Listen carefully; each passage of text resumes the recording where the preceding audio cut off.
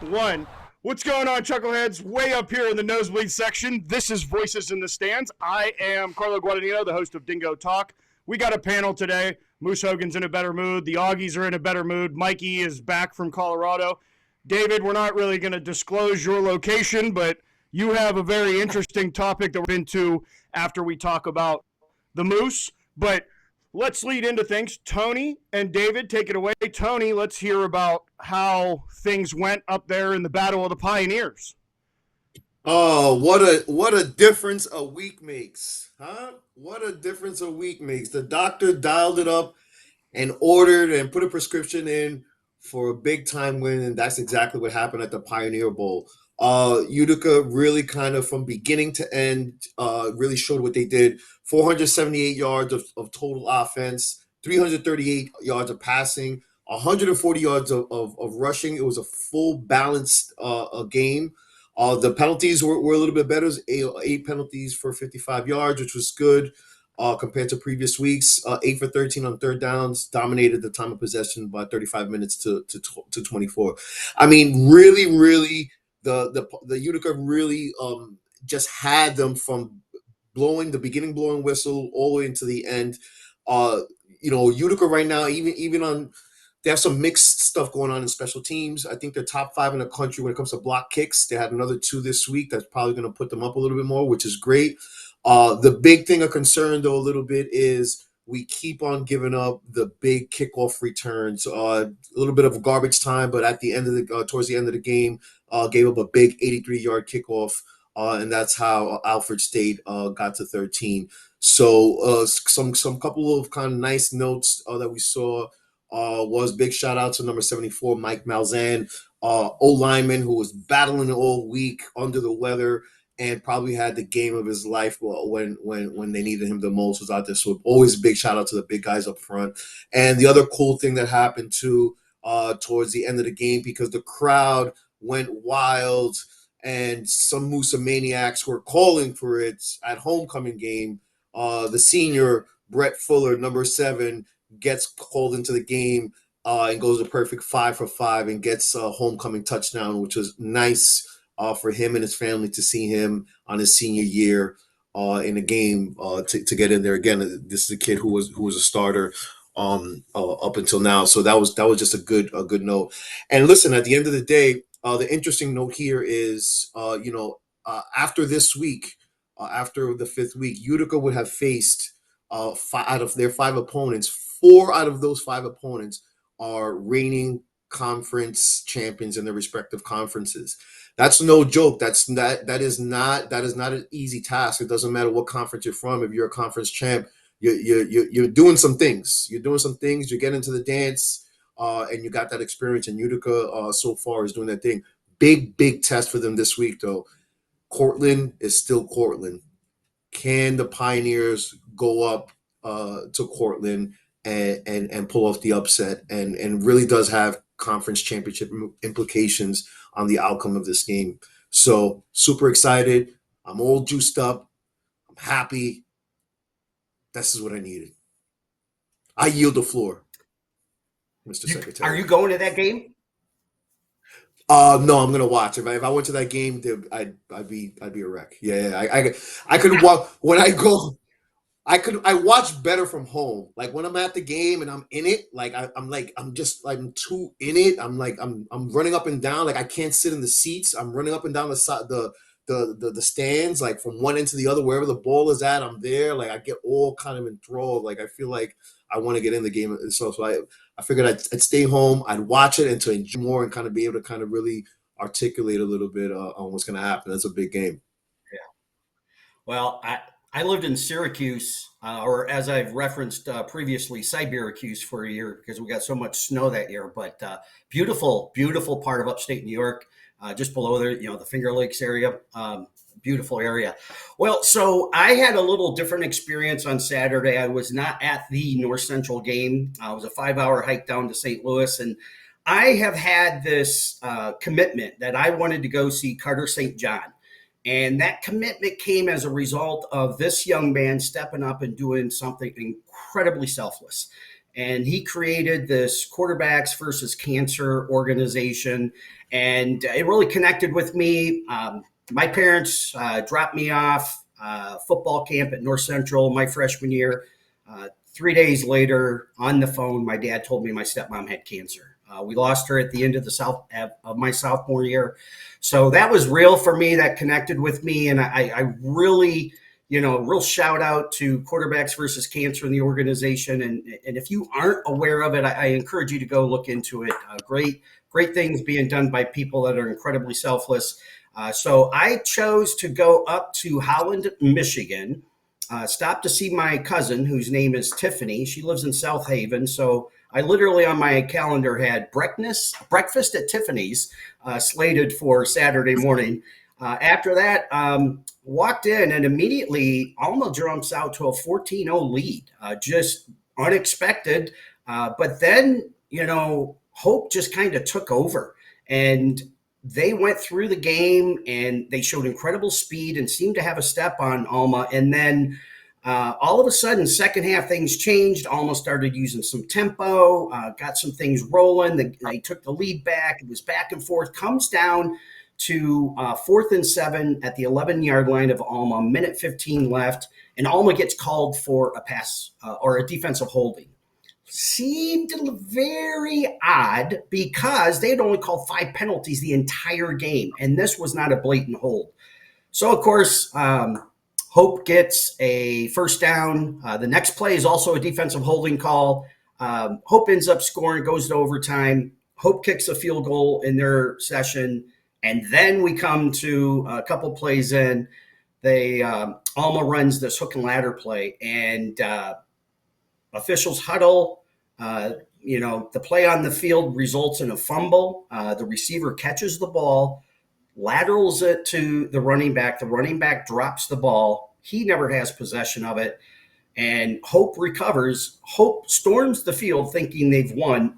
And quite frankly, so did the Alma crowd. I was on the Alma side, and everybody was pretty dejected. And then they got hope when the officials started huddling. And, they talked for a bit. So then it comes out that they call it an incomplete pass. Obviously, you can imagine everybody, on the Hope side goes nuts. Alma's all excited. Alma ends up getting a pop pass for a touchdown to win the game, and then the controversy ensues. So there's been an absolute ton of analysis, comments, emotions expressed by people. And really what it comes down to is there was a completed forward pass. The receiver caught the ball. He caught it with 2 hands. He lateraled it to the running back. The running back just mishandled it, and Hope recovered. The play, it should have been game over at that point. But, when you kind of get into these situations where the officials make a judgment call, in my opinion, then you have to go back and unpack all their calls. So I go back to the 4th and 7 on the 11-yard line and say, we got to look at that call too, and bring into question whether or not the judgment was accurate. So if you're going to look at it that way, so always a lot of different opinions on it. But here's the thing that I really want to kind of leave as a exclamation point on that game.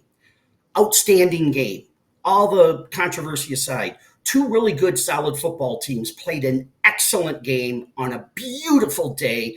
It was a playoff atmosphere.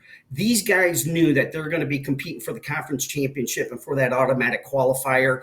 They played like it. The crowd knew it. The crowd was into it. The energy, the excitement, the enthusiasm, the passion. The only thing missing was a band. Outside of that, it had all the makings of an awesome college football game. I'm so glad I went. I got a chance to meet Carter after the game. I met his dad, talked with them. Incredible young man. Really, really impressed by him. And again, another plug. If you don't know about Quarterbacks versus Cancer, please go check it out. But let's leave it on that note. An incredible game played by 2 really good teams. And, man, they just really went to the wire on it. So talking about the North Central game. So fun to talk about because, they're coming off a road win at WashU. They're heading into the little brass bell rivalry game with Wheaton. It's homecoming. It's under the lights. Pretty exciting. But before we get to that, they roll into St. Louis. They're up 2-0, or they come in 2-0. Wash U, big expectations, right? Last chance as a member of the CCIW to knock off the champs. So North Central, are they looking ahead to the rivalry game? I don't know. I'm having a hard time saying that. But perfect opportunity for a trap game here. Perfect. So you get in, and it doesn't start off clean. North Central hasn't really been coming out of the gate strong offensively. They punt, and then the first play, Ramarian Roby, pick six, North Central goes up. Then the O comes back out. We get we throw an interception. Wash U takes advantage of it, tied at 7.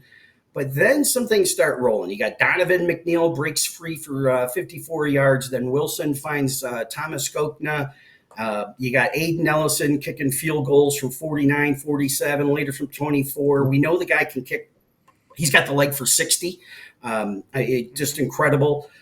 So, a lot of great things happen. In the second half, North Central with McNeil, Sean Allen, and Demir Eshri combined for 220 yards on the ground in the second half alone. And the defense slammed the door shut. So bringing home a 44-14 victory, not the most polished win, and, kind of a B- game, but you still win on the road against a quality opponent by 30 points. So we have gotten very spoiled as North Central fans, and we expect that level of consistency to be quite high. But we're still talking about, college-age kids here, and a lot of things going on. Looking at North Central, you've got 3 games outscoring the opponents 151-28. That's 50 points a game, allowing just 9. Here's a real key, though. On third down, the defense is holding opponents to 11% conversion rate on third down. It's 5 for 45. I mean, that's smothering.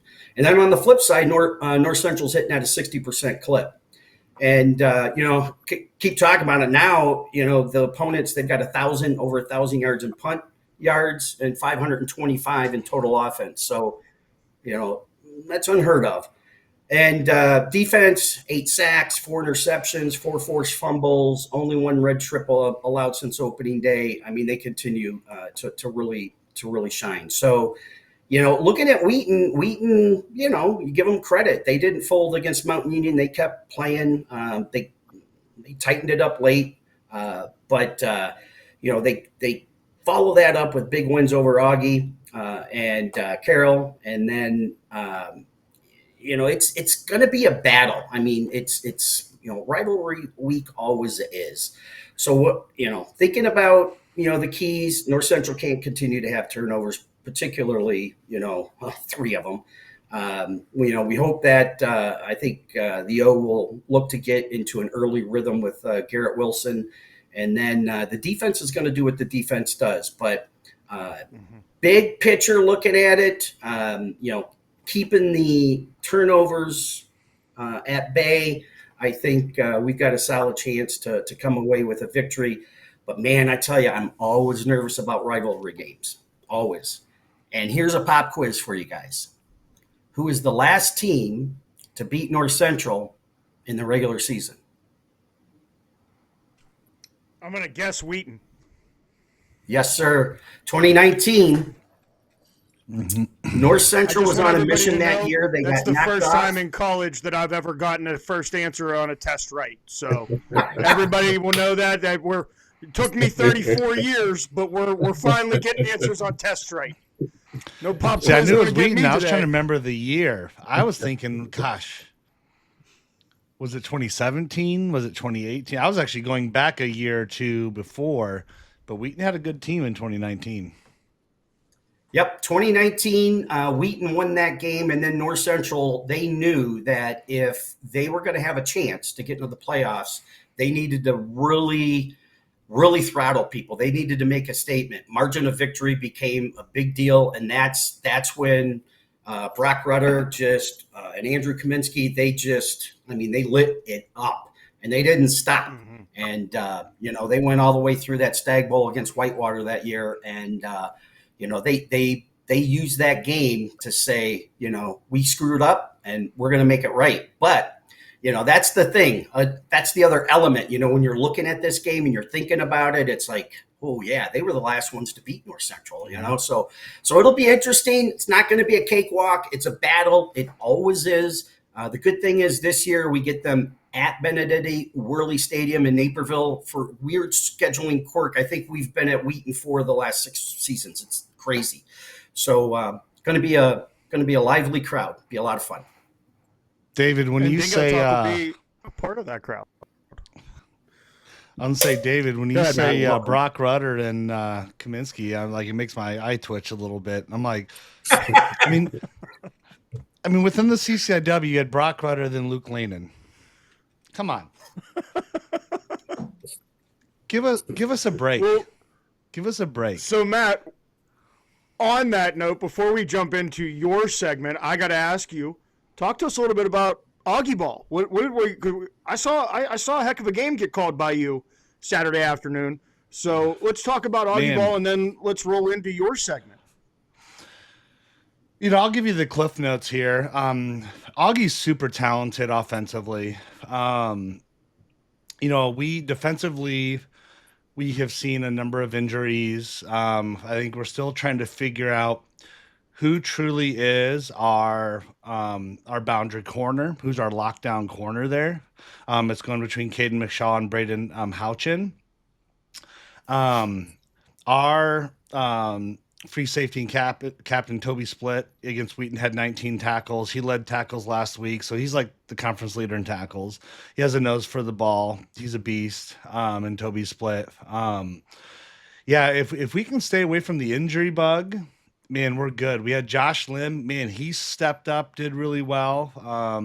Ben Ludlam had a good touchdown run. Had a Jimmy McCoo looks good. He's a sophomore. He's new to the program. It was actually interesting because we had an Illinois State transfer quarterback and a Sam Houston Bearcat transfer quarterback in Milliken, kind of going against each other. Man, Silas Gomez, he's talented. So Milliken's got a good one there, but it was a fun one to win. It was homecoming family weekend, so everyone was around, and a ton of folks, from yesteryear were around the tailgate scene. So it was good, but it was a good Augie win, and looking forward to hopefully we can go back to back here as we're heading up, I believe, to North Park. So,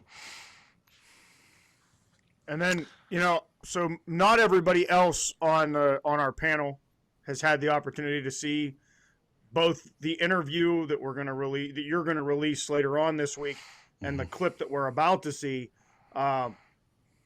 Guys, if David specifically, I know that you're kind of in a weird place right now. So if you need to, I would get your tissue box, or ask one of Tony's friends to get you a tissue box, just to pass them along, because you're going to need it. I'm being 100% serious. It's just one of those. It's a great interview that you did, Matt, and specifically this segment is just, the silence is very loud. So I don't want to take any more of your thunder, Matt. Go ahead and pitch us in. Yeah, no, thank you. Gosh, I had the pleasure of interviewing this young man. So Demarico Young from Simpson College, Augie played them earlier, this year, and DeMarco and I actually connected through Twitter, through X last year, and I've kind of been following his story. Tremendous. So he is deaf. He can hear a little bit in one ear, and kind of like, if you were at the bottom of a pool, maybe trying to talk, he can kind of hear a little bit through the other, but tremendous story. Moving from Louisiana, kind of born and raised, moved up to Iowa, found some struggles, and then found Don, who is his interpreter. Tremendous story this guy has gone through. Oh, sorry. So I'm going to play this 5-second clip here this 4.5 minute clip here for you guys, and we'll release here the full interview here separately, but I will cut it over to Demarico. I want to talk about your experience at the Tyreek Hill camp. Tell me about that experience, because you won a chain. You caught a touchdown pass on him. I heard it was raining a little bit and you wanted to race him again, and he said, "Nah, I'm good." Tell me just a little bit about that experience entirely.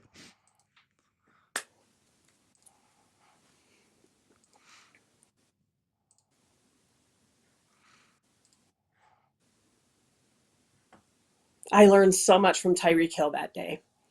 The memories I have are probably some of the best I've ever had in my life. But that day, I had gotten an invitation from Tyreek Hill's foundation or his people to come to the camp. And I'm thinking it came from Seneca Wallace, I went to one of his combines in West Des Moines, and I have to wonder if maybe there was a connection there because I was one of the top performers at that combine. And then I got the email from Tyreek's group inviting me to the camp at Dowling. And I was so excited that I might have the opportunity to meet Tyreek. So I arrived at Dowling about 8 and 9 in the morning or so. And I was stretching and things on the field. And it was raining. It was starting to mist a little bit. It was cold. And everybody gathered around because Tyreek had arrived, and he was talking to everybody about the day, wanting everybody to enjoy themselves and get to know each other and clean competition.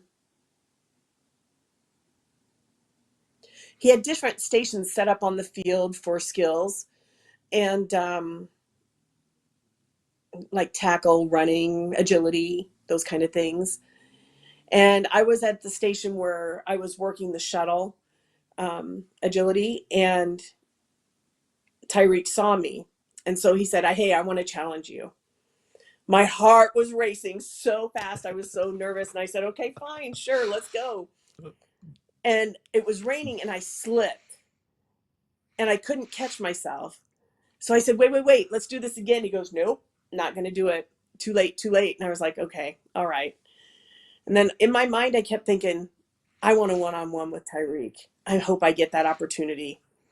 So I went through the rest of the stations, and there was a long line of kids, teenagers, adults, doing a meet and greet, and I was last.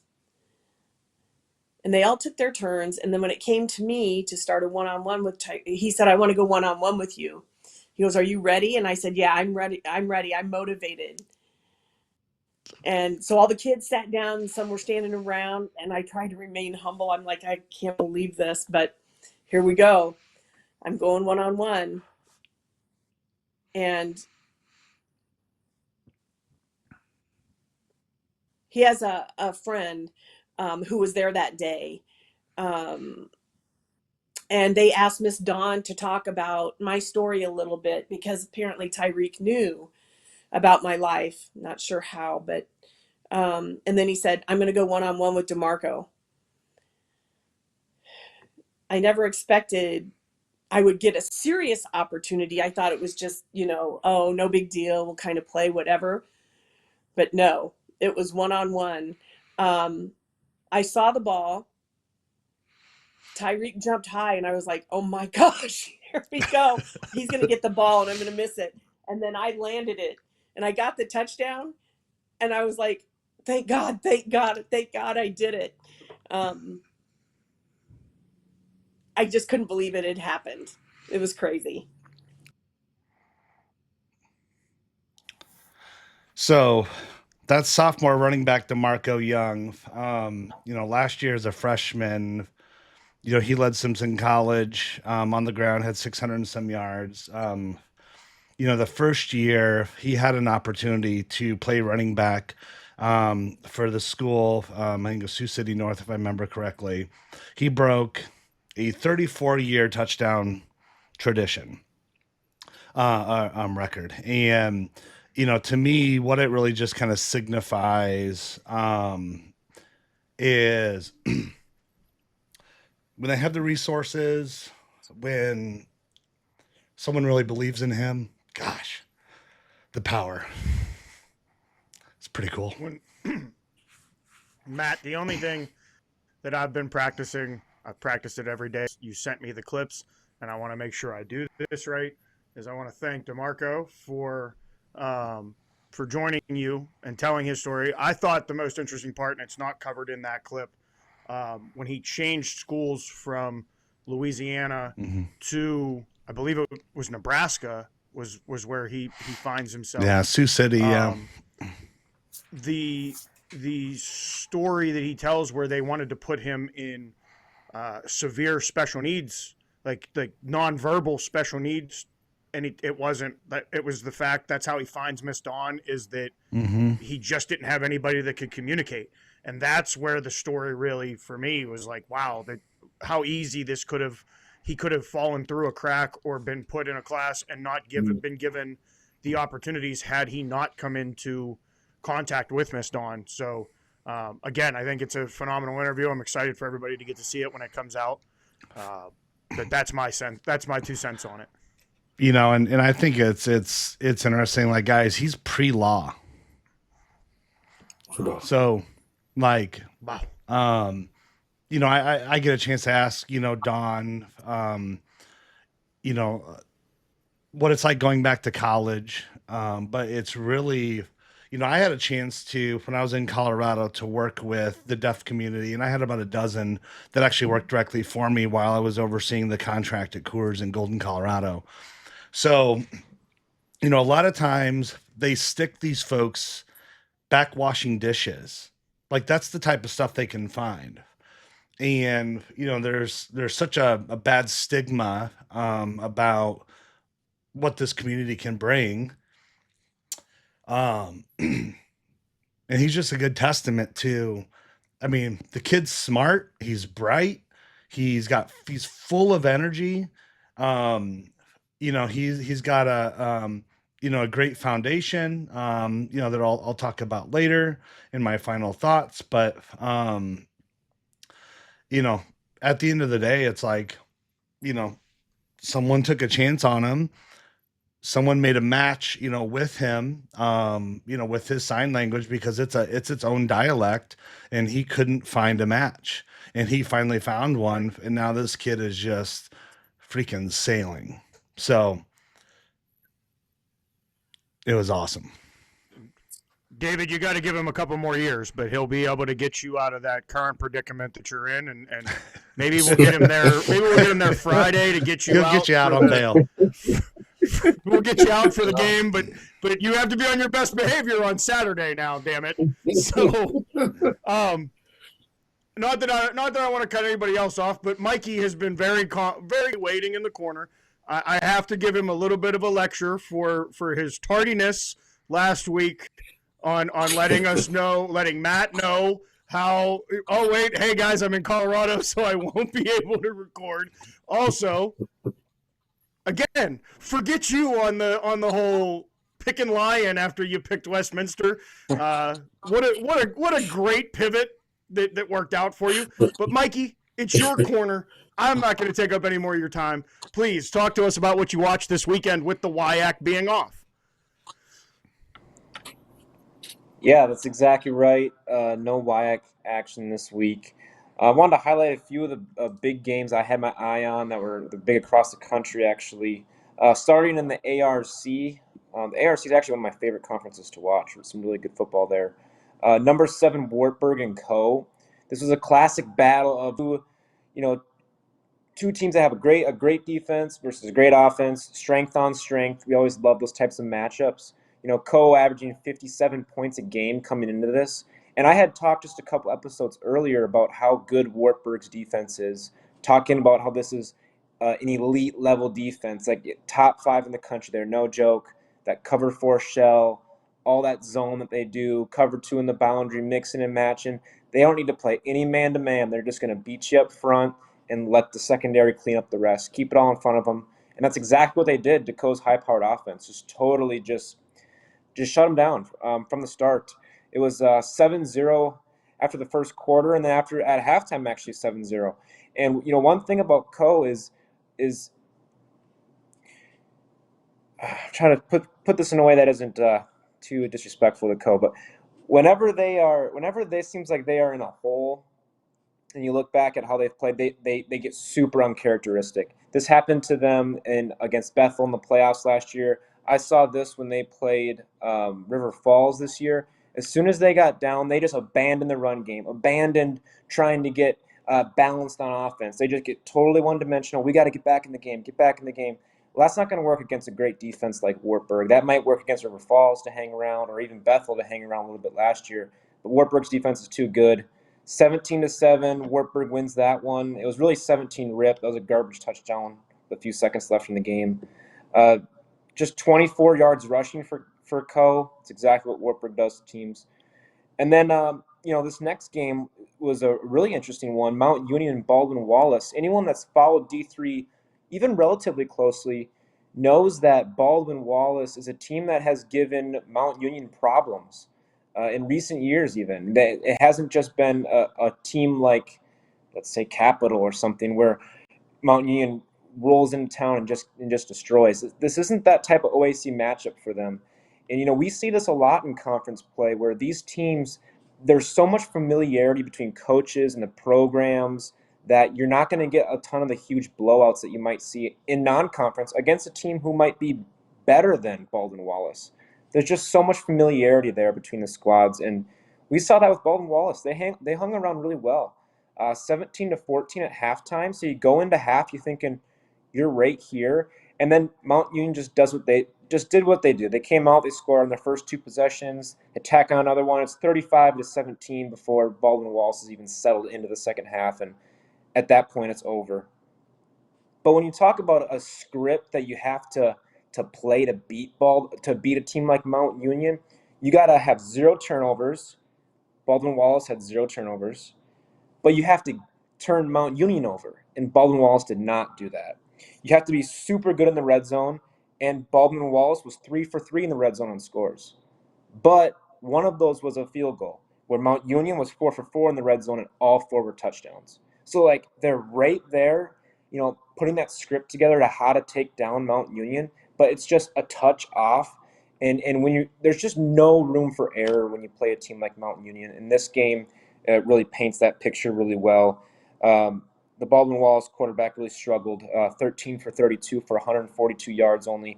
But Baldwin Wallace had a ton of success on the ground, 183 yards, 5.5 yards per carry. They're going to put some things on film here that Mount Union is going to want to clean up, especially in that run game. Something North Central fans might want to keep track of there in that run game, the success they had, if there were to be another rematch this year. And then one of my favorite games of the year is St. Olaf and Carleton. Huge rivalry. The schools are only a mile apart in Northfield, Minnesota. These 2 teams do not like each other. This is a very historic rivalry. It goes back a long time. They play for the GOAT trophy, but one of the coolest traditions in all of college football is the schools are a mile apart. Right in the middle of that mile is downtown Northfield. In downtown Northfield, there's a huge monument of an eagle, big spread open wings. And whoever wins this football game, they get to tilt the eagle, the big stone monument, towards their campus for the whole year until they play again. And this year it was Carleton again winning back-to-back. So they win 35-28, a little bit of a shootout game. Jack Curtis, we've heard about him. He's the quarterback for Carleton, just an outstanding day. Threw for almost 400 yards and 3 touchdowns. And Carleton gets to march down there arm in arm with their brothers and turn that eagle towards Carleton. What a cool tradition. That's D3 football right there. That's really cool stuff.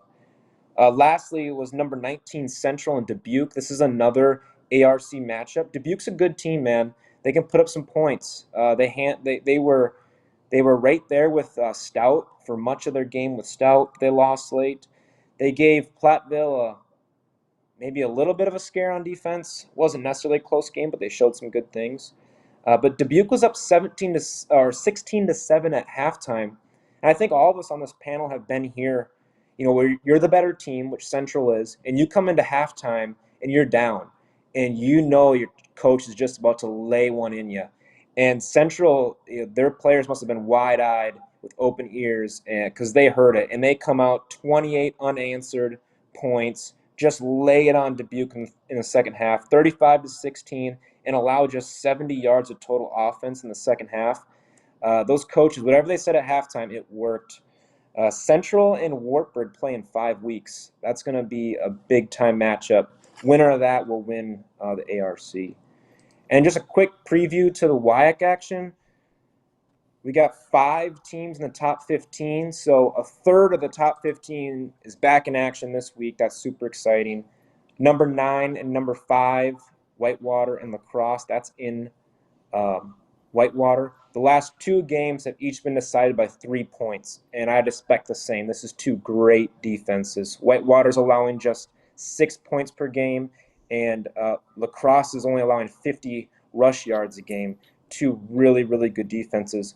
Opponents against Whitewater have only entered the red zone 4 total times in 3 games. Just getting there. It's a really good defense. That's going to be an outstanding game.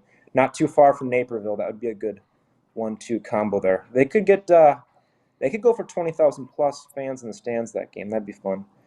And then River Falls, number 11, and Oshkosh, number 15. We know all about River Falls, score a ton. This is a big game for both these teams. We want to see what they're both made of. I have serious concerns about River Falls. I've expressed them on this podcast. I don't think their defense is championship level. I don't think they can rely on beating teams 56-47 like they did with Co. I just don't think that's going to work in the playoffs. So we'll see if they can get some steady defense as they take on Oshkosh, because this is not Bellhaven. So they're going to have to figure some things out on defense. And then lastly, the War on 94, my alma mater, UW Eau Claire and Stout. This is a huge game, huge rivalry game. These schools are just 20 miles apart on I-94 here. And it seems like this era of Eau Claire football has been off to a great start, 3-0. And the defense, the starting defense, I should say, has allowed exactly 0 goose egg points in 3 total games, averaging 35 points per game. So this is just going to be a really, really big opportunity for the Eau Claire coaching staff. And in their 3rd season, this is the biggest game of their young careers there. And I really hope my squad can get it done. But furthermore, just hoping for a great game. And I expect Platteville to take care of business against Stevens Point. But yeah, that's all for the WIAC. It's going to be a fun week of action in Wisconsin. So hopefully you guys are tuned in a little bit. Mikey, let me ask you. Oh, go ahead, Matt. No, go ahead. I'll follow up. Mikey, let me ask you. There's been a lot of chatter. I've seen it not just on Twitter, but on a lot of the boards and whatnot. People talking about the WIAC does really well in the regular season. What about their playoff record? And is this the year that we get a team or two? Let's say by Logan Hansen's ratings, they get 3 teams into the dance. Is this the year that maybe we have 2 of those teams also make a run? Does that depend on the draw? Where do you fall on all that? I know you were kind of part of that conversation last week. Yeah, I think a lot of it, you nailed it, depends on the draw. There's going to be a lot of good teams on the left side of that bracket. And if there's 2 or 3 teams and they're both slotted in on the left side of that bracket, well, we know some of the names that are probably going to be there. It's probably going to be North Central. It's probably going to be a team like Wartburg, maybe Central as well. Like, there's going to be some heavy hitters on that side of the bracket. So it's going to depend on the draw for sure. But, what I worry about with the WIAC and the gauntlet they're going to have to go through the next 7 weeks, it's going to be a top 25 matchup every single week for 7 weeks in a row. And, Carlos saw firsthand the size and the physicality that WIAC teams bring to the table. these are some of the biggest teams in the country as far as their pure size of athlete. And I just wonder who's going to get through the healthiest. It's one thing to win the conference, but if you're beat and you're battered, you might not have a ton left in the tank. Versus the majority of conferences like the OAC or the CCIW. If you're a really elite team, realistically, you probably have 5 games where your backups could win the game. That just doesn't happen in the WIAC. So, yeah, I worry about the attrition aspect. But, we'll see. Whitewater and Lacrosse both seem very, very good this year. Matt? Yeah. I mean, I was thinking a little bit about the Eau Claire Augie connection that's going on right now because the Kanalakis family, runs deep. Dimitri played baseball at Augie. And then Gianni, who's up at Eau Claire now, his brother is down playing at Augie. So I was thinking a little bit about the community, the connection between even the CCIW and the WIAC. Man, those talk about 6 degrees of separation across the D3, D3 community is pretty cool. But as I was looking at your blue gold, mugshot here, just how awesome that is when you can really kind of connect, to other teams across Division 3, which I think, continues to kind of make what we do pretty cool. Certainly. Yeah. And speaking of, Gianni, he was a teammate of mine when I played.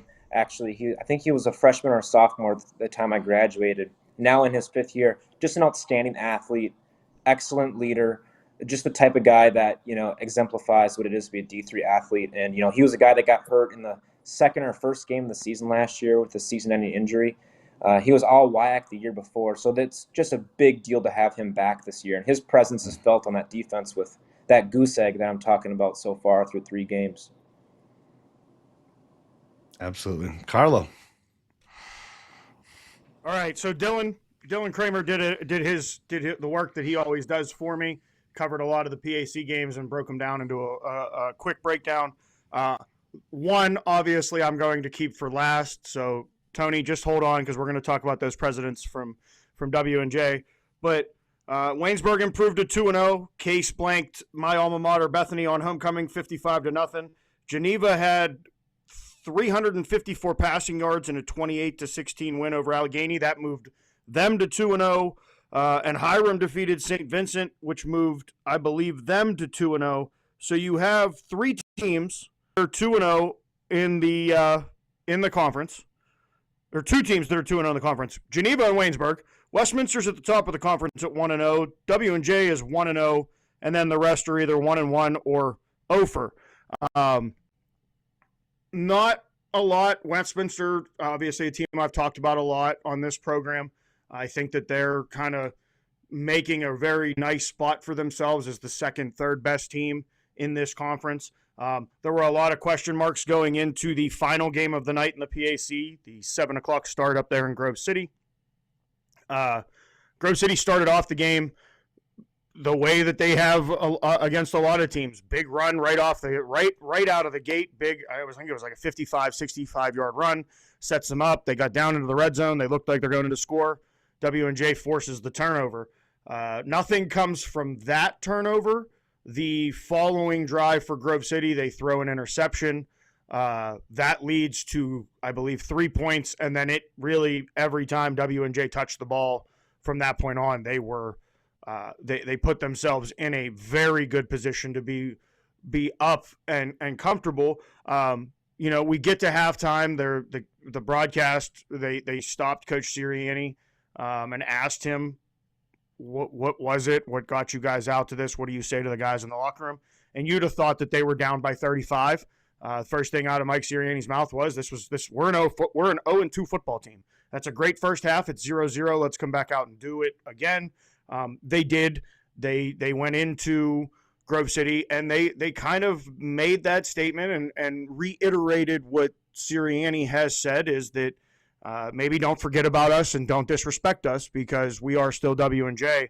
And until somebody does so, it is their conference to lose. and I mean that in a broader sense, that look back through the stats, you'd be hard pressed to find a year where W&J wasn't at least a sharing partner. Maybe you have to go back to the time that Thomas More was still in the conference. Carnegie Mellon might have won it a couple years ago outright, but rough year for the PAC thus far. The heavy hitters have not performed as a lot of us expected them to. I can say with my poll this week, it's the first time that I've had to make the decision to drop PAC school off of my top 25 list. And I just, it's hard when you have teams that are playing better than what Grove City, who was the team I had in the spot. There are teams nationally that are playing better than them. All that to say, man, is it early. Man, do we have a heck of a lot of football to go.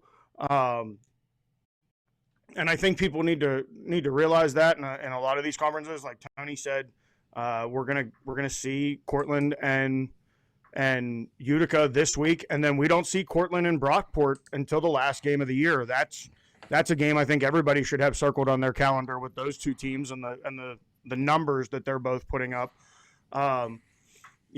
Wheaton and North Central. I'm super excited that this weekend we're gonna make that drive to Naperville and get to see both of those teams in person.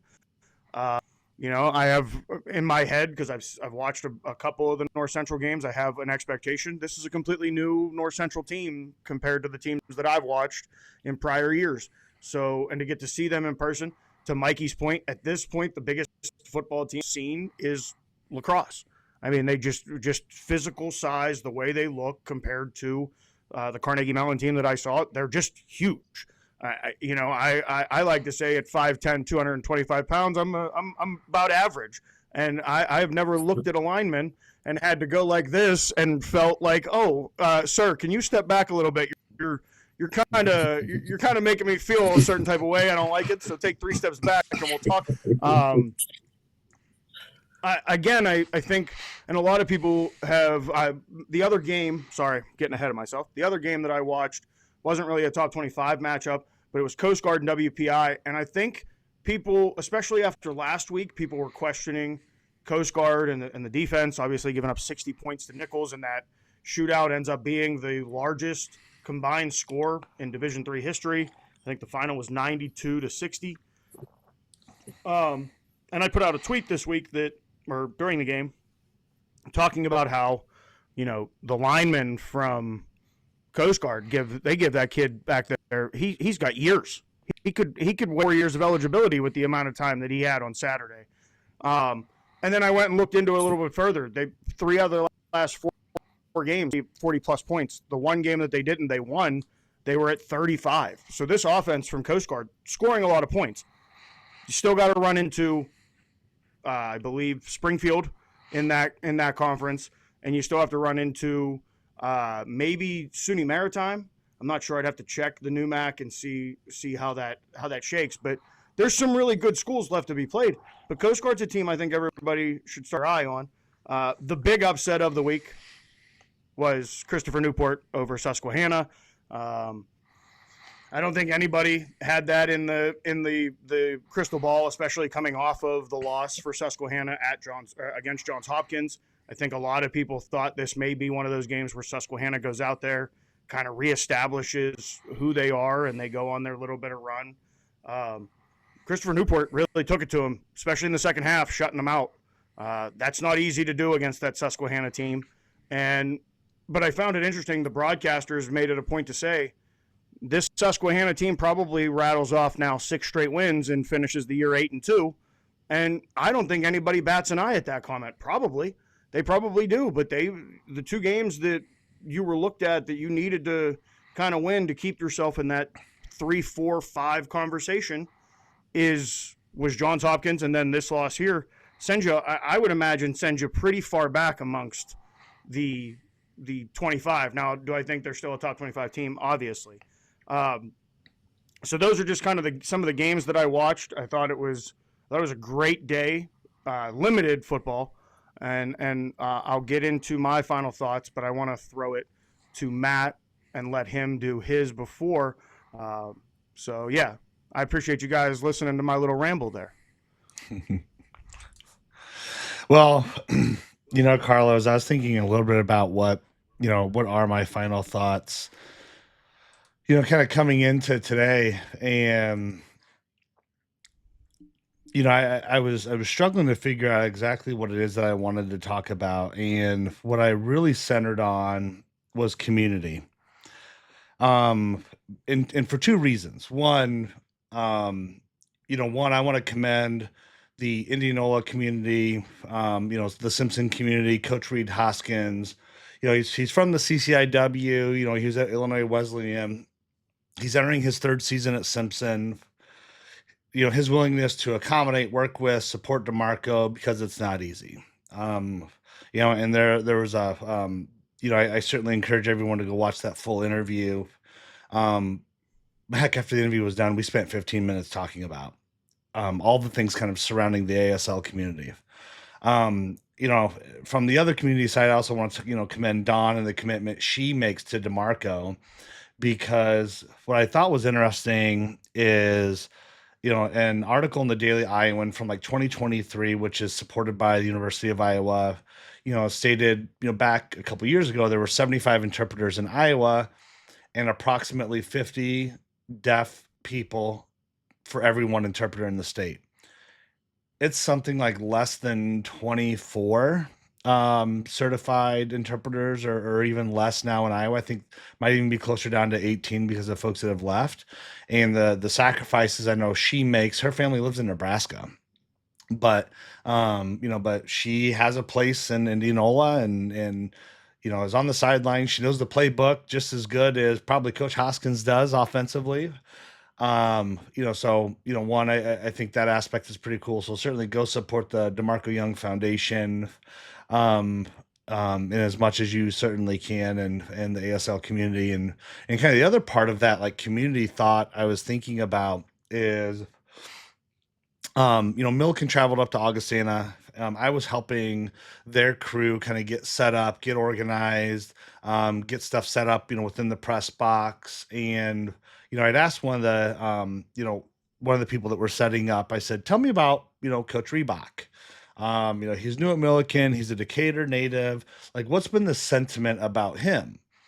And, it has been such a sense of community on how he gets the Decatur community, really kind of behind Milliken, how he coaches, how he treats players. It's really been a big changing of the guard in terms of how he verbalizes his coaching style, to this team. That's a big win. I mean, as I was talking to folks even within our tailgate, kind of afterwards, they have, kids that either have recently graduated, are at Milliken, and in the former coach that was there, certainly had some difficult ways of communicating, with I would say the players. So, as I think a little bit about, the sense of community and how things are wrapped up, not only around the ASL community, but just how important it is to have a coach who's dedicated to the program, the community of which it's in, and how that can be just so impactful to the students, the student athletes, within that program. So just want to give a good shout out to, Coach Reebok, Milliken University, there within the CCIW, of just some really great, comments that, his staff and some of the players really had about him. So that's my final thought for this week. All right, Matt, I'm going to try to keep my calm as I talk about this, because every time I have tried since yesterday, my blood pressure has gone up. My watch starts telling me that the heart rate's a little elevated and maybe we need to calm down. So I'm going to try very calmly to say, Flo, I do not expect you to be ESPN. I do not expect you to be able to control all of the different games and the different signals that you are picking up. What I do expect is that if you are going to charge me to watch Division III football games, and I only get to watch every third play because you're either buffering or you've lost signal or it was okay at the beginning because we're figuring it out. But Matt, you pointed out to me before we were recording, they do wrestling, they do cycling, they do rowing, they do crew, they do all these other things that are really great, and they do a really good job with them. Why are we not getting a quality football broadcast? And why can I log into Augustana, or I can log into North Central, or I can go to, the YouTube games where Grove City and the Kalamazoo game was? Let me tell you, one of the best broadcasts I've ever seen is the W&J Grove City game. They were using the teleprompter. They were doing all that. That was on YouTube. We didn't have a problem. Kalamazoo, I don't imagine Kalamazoo Calvin was very close to me. Didn't have a problem. Was crystal clear. I just have it's a little frustrating that you're going to charge parents $30,000+ a year for their student athlete to go to said school, and then you're going to expect them to pay a monthly fee or the yearly fee for 10 games a year. I, in fact, saw a former head coach at Misericordia say, I absolutely can't stand Flow and will not give them my business for something that I need to use 4 times a year. I just think this was rushed out. I don't know if it was the shiny object of, hey, we're going to pay this much money to each institution. I don't know the ins and outs of it. What I do know, there's a right way and a wrong way. We've critiqued ourselves on this show about microphones and internet connections and quality of what we're trying to put out. And we try to improve that every week. And we're not charging anybody to watch this, nor do we want anybody to pay to watch this. That's the point of it. I don't understand why we're still having the same problems. Here we are, we're going into week 5 of the season. It shouldn't be. Now that I've gotten my agitation out of the way, I need to, if we could bring the group back up, I have 2 questions to ask. One, I want everybody to take a long week and think about what your favorite 3 jerseys are in Division III. Mikey, I know you already have a list, so you just hold on to that list till next week so that crew can be here to address it, since it started as one of his threads. David, we'll work on talking to your attorney about that, and we'll see if there's a way we can get some jersey pictures smuggled into you. Tony, maybe we can get a you work could release work program for David. Some jerseys to look at. Work release program. So that's the first part. The second part, and David, this is more a question directed right at you, as Tony taught me, there's upstate New York sober, and there's Wisconsin sober, right? There's Wisconsin sober, there's upstate New York sober. What am I in for coming to Illinois? Is there something I need to prepare for? Is there Illinois sober? And how do I achieve Illinois sober? Wow. Well, I can't really define it for you, because remember, I'm not native to Illinois, and I'm only a part-time resident there. But as the neighbor next door in Indiana, you just never know what you're going to get in Illinois. Naperville's a lot safer, but correct me if I'm wrong, anyone else, but just be prepared for anything. Okay. All right. Well, Tony, Mikey, David, Matt, it was great to see you guys in person. I had a very lovely time up there in Norwich. My only critique of the state of Vermont is, and maybe David and some of the older people involved in our programming and whatnot, maybe they would appreciate it more. Everywhere it seems like 8:30, you better have everything, because if you don't have it, you ain't getting it. The streets roll up, the street lights go off, the red light blinker and a yellow light going this way, and I'm talking gas stations, everything, and everything closes. So I don't know if I just happen to be in the senior citizen section of Vermont. That being said, if you've never been, make it a point to get yourself up there just to see the mountains and breathe that air, because it is something. And, stop by and see Norwich. It's a beautiful campus. Coach Russell has great things going on up there. Again, want to thank him for having us. But that was a very long-winded final thought. I appreciate you all, and we'll see you next week.